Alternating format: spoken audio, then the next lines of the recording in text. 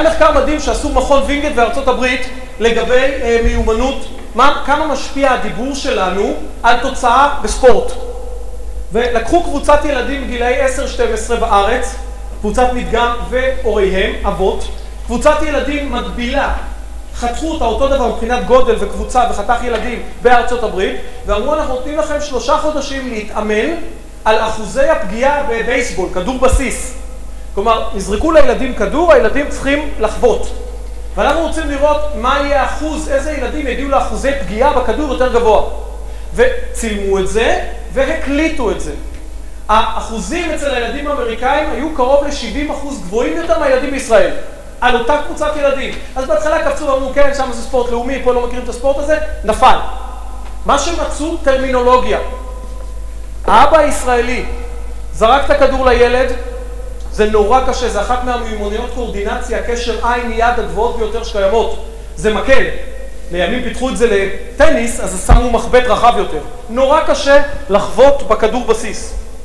האבא זרק לילד, הילד לא פגע, האבא לא אמר לא טוב ולא רע. נשאר. אבא לקח עוד פעם כדור וזרק. הילד לא פגע, אין מה לעשות, זה קשה. האבא חתום. בפעם שלישית האבא זרק, הילד לא פגע, ואז, מה שנקרא ביידיש, הוא קיבל מי שבערך. תגיד לי אתה לא רואה, תגיד לי אתה לא פוגע, תגיד לי יצאת כמו אמא שלך, וסיפור מפה ועד הודעה חדשה. הילד עשה כל שביכולתו לזוז מהאירוע שבו הוא חוטף על אי הצלחותיו. מה שקרה שהילדים הרבה מאוד יצאו להפסקת פיפי, הרבה מאוד כאב להם הבטן, הרבה מאוד מים, הרבה מאוד זה אומר שזמן בפועל שהם תרגלו הלך והצטמצם. אוטומטית זה משפיע. תוצאה? עכשיו הלכו לראות למה האמריקאים הצליחו. הנה האבא האמריקאי, זורק את הכדור לילד, הילד לא פוגע. ואז שומעים בפעם הראשונה את האבא האמריקאי עושה ככה. Good try, let's try again. הוא קיבל קומפלימנטים על הניסיון בלי שום קשר לתוצאה. הילדים לא רצו לצאת לפיפי. הם רצו להמשיך לקבל כפיים על הניסיון, ואז כמות התרגול הפכה וגדלה וגדלה וגדלה, כי הגדירו את הניסיון כהצלחה ולא את הכישלון. ופתאום רואים, וואלה, יש תוצאה.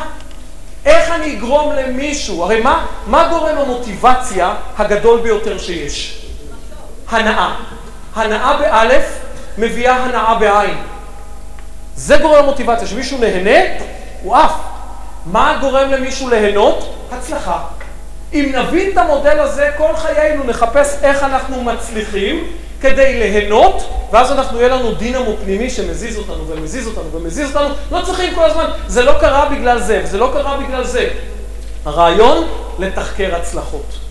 אז תזכרו, אם תצליחו כל יום, על כל פעם שאתם תחקרים משהו שלא טוב, תכתבו לו משהו אחד שכן טוב. כמות ההצלחות שלנו בחיים שלכם, בלי שאני אכיר אתכם, ציבור יקר, ההצלחות שלנו בחיים הן פי כמה וכמה וכמה מהכישלונות. 70% בחיינו זה הצלחות, 30% זה כישלונות. אתם יודעים מה הבעיה של רובנו? ש70% מהזמן אנחנו עסוקים ב30% כישלון.